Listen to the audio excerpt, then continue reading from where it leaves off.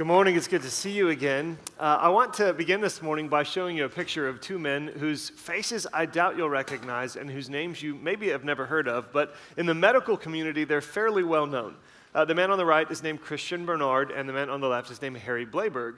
And the reason why they're well known among surgeons and those who work in the medical profession is because they were a part of the first ever successful heart transplant surgery. Christian Bernard was the doctor who performed the surgery, and Harry Blayberg was the man who went in to get a new heart. Now, this had been tried 3 times, but this was the first time it was successful, and the man who received the new heart actually survived. And the reason I want to point them out to you is because something interesting happened after the surgery. So Dr. Bernard, of course, performs the surgery and puts the new heart into the man, and he is down for a bit, but then he wakes up, and when he sort of recovered from this, he was brought into a room, and he was handed a jar. And the jar had inside of it his own heart, literally holding his heart in a jar. Yeah, first man in human history to look at his own heart. And it was a really interesting experience for him, apparently, because according to the story, he just kind of stared at it. For a good solid 10 minutes, he's just looking at his heart in a jar. And then, according to those in the room, he very calmly said, "So this is the heart that gave me all that trouble for so many years." And he put it on the table, and he walked away. And I love that story because it serves for us as a picture of what we want to happen for you, where God gives you a new heart, and where the heart that has caused you so much trouble for all these years is something you can leave on the table and walk away. I'd like to pull back the curtain a little bit for you and talk about where we are in the week and how kind of the various parts and pieces of these things flow together. We begin our time together, at least my time with you, we begin on Sunday night or Monday night with Brad talking about Hebrews and introducing us to the concept. And then yesterday morning, I encouraged you to reflect on a question. What if Jesus is better than you think? And it was really the theme of the day. Jesus is better. Jesus is greater. Jesus is superior. And last night you heard a message about how one of the reasons why Jesus is superior is because Jesus is here with us. He is not a God not a high priest who is far away, who stays at a distance. He's a leader who comes down into the mess with us and sits with us in all of the brokenness and all of the pain and even all of the sin that characterize our lives. And so what we want to do now is we want to make a shift from who Jesus is, that was yesterday, to what Jesus does, that's today. Because Jesus doesn't just enter into the mess with you to sit and stay there. He enters into the mess with you to do something about it. Jesus is doing something in your life, which raises a valuable question. What is Jesus doing? What does Jesus want from you? And this is where the heart picture is such an important thing for us because it's easy to misunderstand Jesus' purposes. I really don't know what all you think of Jesus, but there may be a part of some of you who think what Jesus wants is to just clean up your life. You know, he just wants you to be a boy or a girl who behaves and follows the rules. Or maybe you think what Jesus wants to is enlist you in a mission. Or maybe you think I don't know. I don't know exactly what you think Jesus wants. But a lot of those things are partially true but partially false. And what is important for us to see is that what Jesus wants to do more than anything else is transform your heart. Is take away the heart of stone and give you a heart of flesh, is really just kind of dig down into the deep core of who you are and reshape your identity, reshape you are as a person. And that is what he wants for you. And if that's going to be something you let him do, because he does give you some say in this, if that's something you're going to let Jesus do, you're going to have to know. You're going to have to be convinced. You're going to have to be confident that he can be trusted. You're going to have to be convinced at a mind and a heart level that what Jesus offers you is actually worth whatever it costs. That what Jesus provides for you is what you most deeply want. And that takes us to our text that we're going to read together this morning. It's in Hebrews, no surprises there, and we're looking at chapter 8. So I want to give you a minute to turn to Hebrews chapter 8 so that we can read it together. As before, the words will be on the screen, but I'd love for you to kind of look at the words as you hear me read those. Hebrews chapter 8, verses 6 through 13. This is really a passage where the author lays out for us what Jesus is offering us. Now, like most of Hebrews, as we said yesterday, there's a lot of words in here, and so it's easy to get lost in some of the shuffle. So I just want to read it with you slowly and patiently. I want us to kind of soak in the words for a little bit, and then we'll talk together about some of what we see in this passage of Scripture. All right, Hebrews chapter 8, verses 6 and following. I'm going to read all the way through verse 13. He says, "But in fact, the ministry Jesus has received is as superior to theirs as the covenant of which he is mediator is superior to the old one, since the new covenant is established on better promises." So quick reminder, he's talking about the ministry of Jesus as our high priest compared to the ministry of the priests in the Old Covenant. So he's saying Jesus' ministry is better than theirs because it brings a different type of relationship with God. Verse 7, for if there had been nothing wrong with that first covenant, no place would have been sought for another. But God found fault with the people and said, the days are coming, declares the Lord, when I will make a new covenant with the people of Israel and with the people of Judah. It will not be like the covenant I made with their ancestors when I took them by the hand to lead them out of Egypt, because they did not remain faithful to my covenant and I turned away from them. So he's saying, I'm going to give them something better, declares the Lord. Verse 10, this is the covenant I will establish with the people of Israel. After that time, declares the Lord, I will put my laws in their minds and write them on their hearts. I will be their God and they will be my people. No longer will they teach their neighbor or say to one another, know the Lord, because they will all know me, from the least of them to the greatest. For I will forgive their wickedness and will remember their sins no more. Verse 13, by calling this covenant new, he has made the first one obsolete, and what is obsolete and outdated will soon disappear. I don't know if you would notice it on the surface, but I think what you see if you look closely at this text is that Jesus offers you what we find in this passage. We'll say what we see here is 3 of the 4 deepest needs of your soul. The fourth one is community, and we're going to talk about that in the coming days. But this passage really addresses 3 of the 4 cries of your heart. Whether you would articulate it this way or not, it shows us what we deeply want. For instance, one of the things that we deeply need if we're going to live a full life is connection with something bigger than us, connection with something transcendent, connection with something beyond. And this explains a lot of the things that we're interested in and a lot of the behaviors that we engage in. This is probably part of why we find stories so meaningful. And I don't know what type of stories you like. Maybe you're like a Harry Potter fan or a Lord of the Rings fan or whatever it might be. But even if maybe it's a story about adventure or a story about friendship. But most of the good stories that we find compelling are about characters who connect to something bigger than just themselves and their average daily lives. They're connected to something transcendent. I think this is probably also why we find such an interest in sports. I have never gotten close to an NBA basketball court, but when the Lakers win, I feel good. You know what I'm saying? And like, why? Like, what did I contribute? Nothing. But we associate ourselves with this thing that's bigger than us so that we can feel like we're a part of a community and part of a movement and part of a victory that we get to celebrate and take part in some fashion. I also kind of think that this is part of why these things have such a lock on our hearts, because they enable us to be in multiple places at once. I can hop real quickly and call my family in Missouri, my friends in Michigan, somebody on the other side of the world. I can tap into social media that can take me anywhere and everywhere, probably for way too long. And I think that's part of why there's such a draw, because it enables me to transcend the here and now in which I find myself. And if I could just be honest, I know you guys have been honest with each other. Last night was a really rich and powerful night. I think this is probably why you engage in some of the more serious sins that you step into. I think this is why drugs have an appeal for us. I think this is why sex has an appeal for us, because these are experiences of euphoria that kind of take us outside of ourselves. You get the idea. We want to be connected to something bigger than just us. I think a second deep need of our soul is that we want to be accepted despite our faults. You know, we want to know that there's somebody out there who knows everything about us, and even like the ugly stuff, and is still willing to let us in, is still willing to be around us, is still willing to engage us. A lot of y'all probably experienced this last night.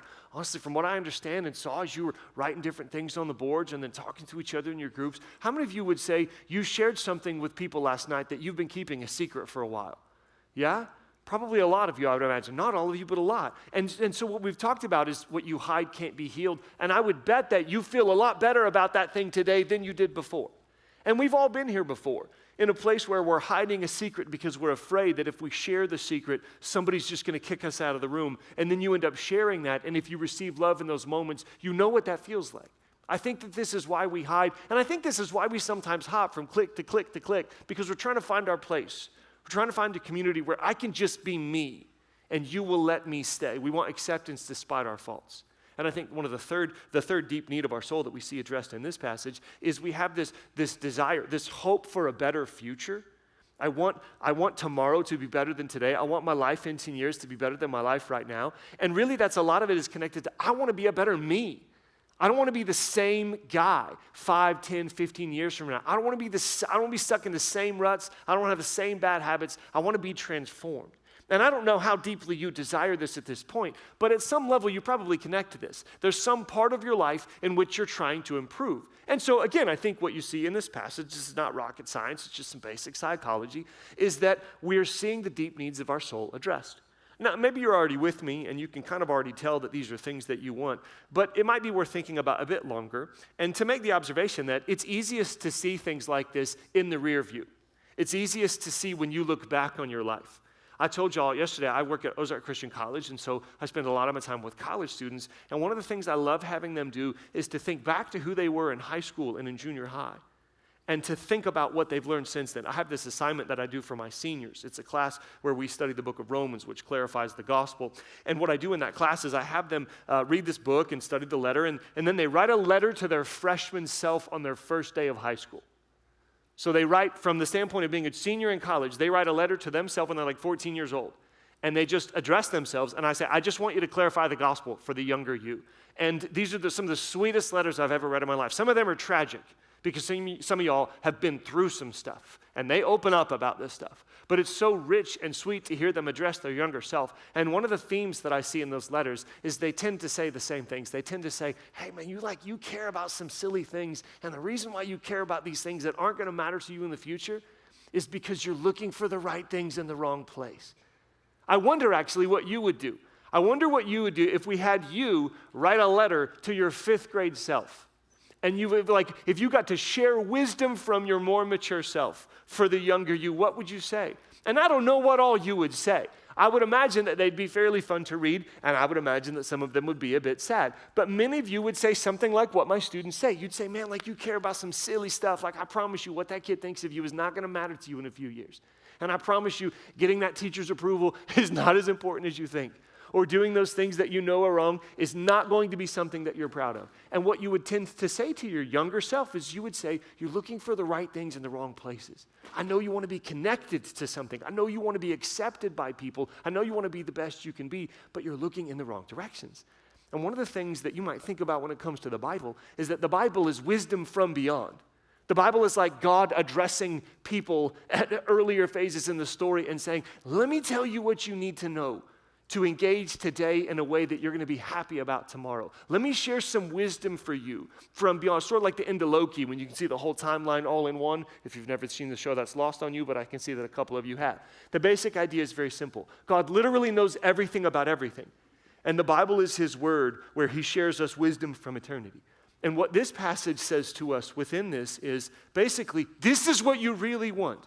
And he is where to find it, Jesus. And that's what we're talking about today, about how Jesus offers you what you need.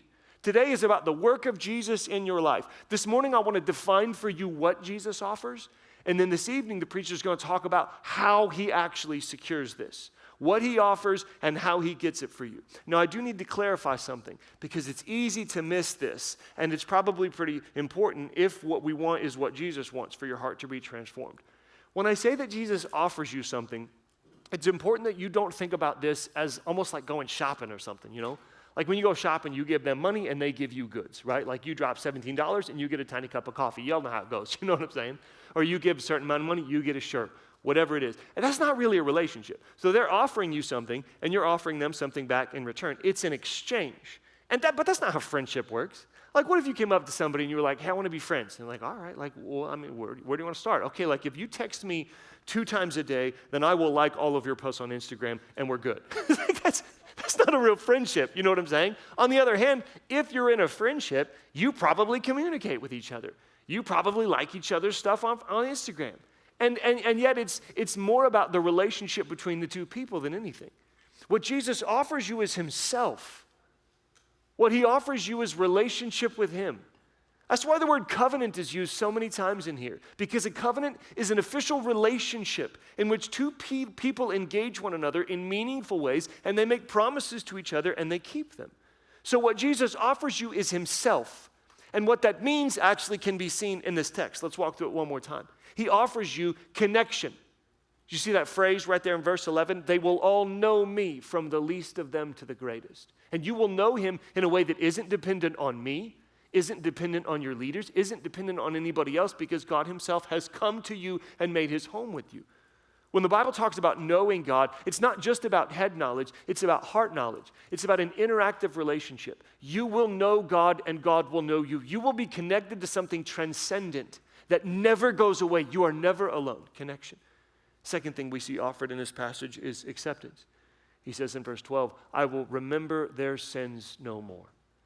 That's a wild phrase. I don't know if you know this, but God doesn't actually forget things. Not literally anyway. He literally knows everything. But what is he saying then?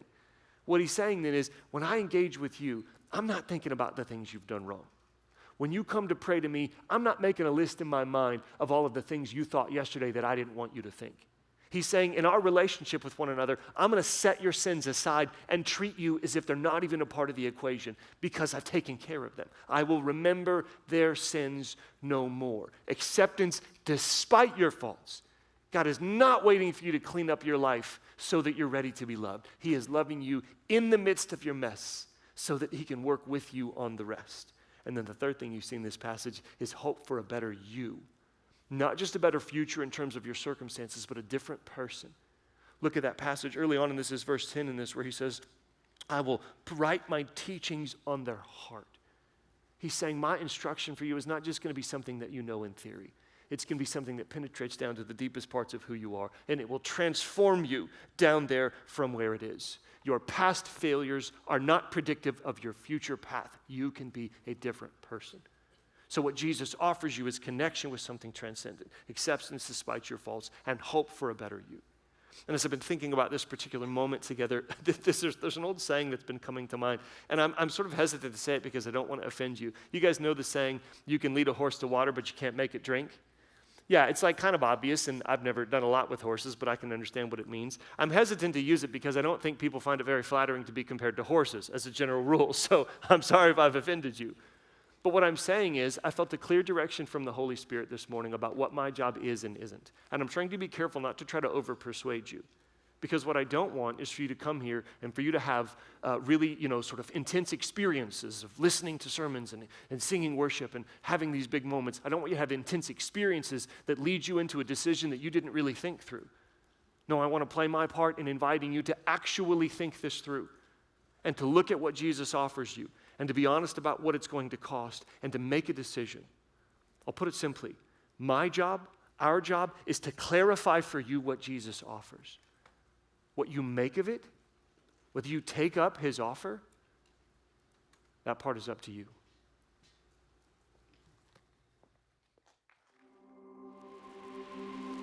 Long ago, a covenant was made. A promise was given with debts unpaid.